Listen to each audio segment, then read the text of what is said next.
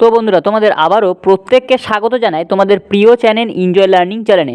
আশা করি তোমরা আমাদের যে সমস্ত সাজেশন প্রোভাইড করছি সেগুলো তোমরা অবশ্যই দেখছো এবং সেখান থেকে ইম্পর্টেন্ট সাজেশনের কতটা কী লেভেল আছে সেটা তোমরা বুঝতে পারছো, কারণ তোমরা অলরেডি জানো যেসব সাজেশন এখান থেকে প্রোভাইড করা হয় ওগুলো কিন্তু অলরেডি কোনো যারা স্যারের কাছে পড়তো তাদের থেকেই সাজেশান কিংবা টেস্ট পেপার থেকে ওখান থেকে সাজেশান আছে।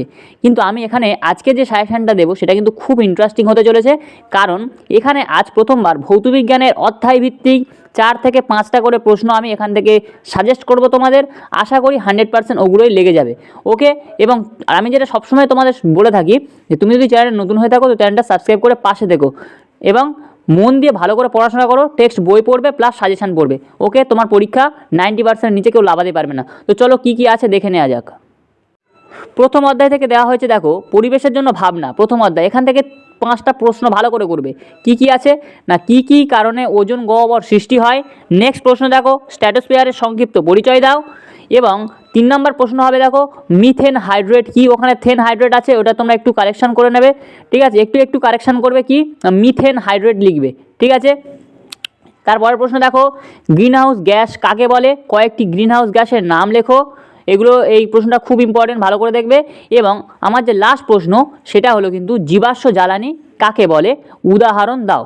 অর্থাৎ এই ছিল তোমাদের ফার্স্ট অধ্যায় থেকে অনলি 5 কোশ্চেন।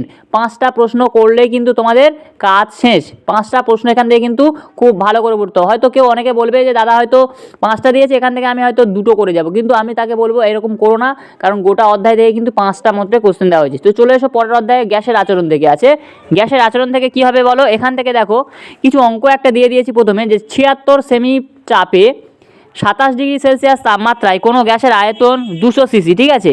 এবার বলছে তাপমাত্রা স্থির রেখে চাপের 38 সেমি করলে গ্যাসের আয়তন কত হবে। এই অঙ্কটা কিন্তু খুব ইম্পর্টেন্ট এবছরের জন্য। এবার পরের প্রশ্ন দেখো, চার্লসের সূত্র থেকে পরম শূন্যের মান নির্ণয় করো। খুব ইম্পর্টেন্ট, এটা ভালো করে রেডি করবে। পরেরটা দেখো, বয়েলের সূত্রটি লেখো এবং ব্যাখ্যা করো। চার্লসের সূত্রটা করবে এবং বয়েলের সূত্রটা করবে। অবশ্যই তোমরা জানো দুটো থেকে একটা অবশ্যই আসে কম বেশি, তো এটা অবশ্যই 100% 2 আর 3 থেকে একটা পাবে। এবং নেক্সট প্রশ্ন দেখো, বেলুনে ফুঁ দিলে বেলুনের আয়তন বাড়ে এবং চাপও বাড়ে, এখানে বয়েলের সূত্র লঙ্ঘিত হচ্ছে কি। তাহলে এটাও খুব ইম্পর্টেন্ট, এটা খুব ভালো করে রেডি করবে। এখান থেকেও কিন্তু আমি টোটাল 5টাই দিয়েছি, 5টার বেশি আমি প্রশ্ন দেবই না, কিন্তু আমি এইটা চ্যালেঞ্জ দিয়ে বলবো যে 5টার মধ্যে থেকেই পড়বে, ওকে।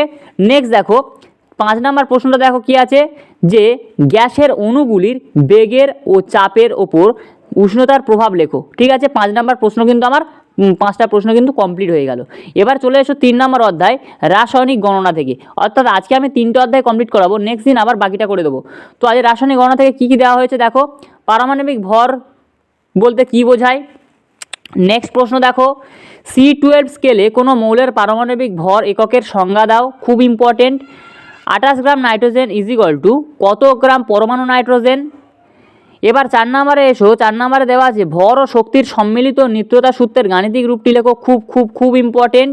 এবং লাস্ট যে প্রশ্নটা সেটা কিন্তু আরও ইম্পর্টেন্ট, কী আছে না দেখো, 2H2 + O2 is equal two H2, এই বিক্রিয়াটিতে বিক্রিয়াজাত পদার্থ কোনগুলি, ঠিক আছে। তো এখান থেকে আমি 5টা দিলাম, অর্থাৎ 3টে অধ্যায় থেকে মিলিয়ে কিন্তু 15টা কোশ্চেন দিলাম। এখান থেকে পাবে 200% লিখে নাও এবং চ্যানেলটাকে ফলো করো। আর প্রশ্নগুলোর উত্তর যদি কারোর অসুবিধা হয় খুঁজতে, অবশ্যই আমাকে কমেন্টের মাধ্যমে জানাও এবং আশা করি পেয়ে যাবে। সহায়িকাতে সব উত্তর দেওয়া আছে গুছিয়ে, এবং তোমরা ভালো করে রেডি করো, okay. Thank you, all the best. চ্যানেলে নতুন হয়ে থাকলে চ্যানেলটা সাবস্ক্রাইব করো এবং প্রত্যেক দিন এরকম ভিডিও পাও, এবং এই 5টা করে প্রশ্নই তোমরা রেডি করবে। পরের ভিডিওতে আসছি আরও বাকি চ্যাপ্টারগুলো নিয়ে, যেখানে 5টা করে অনলি 5টা প্রশ্ন, 5 short, okay. Thank you, all the best.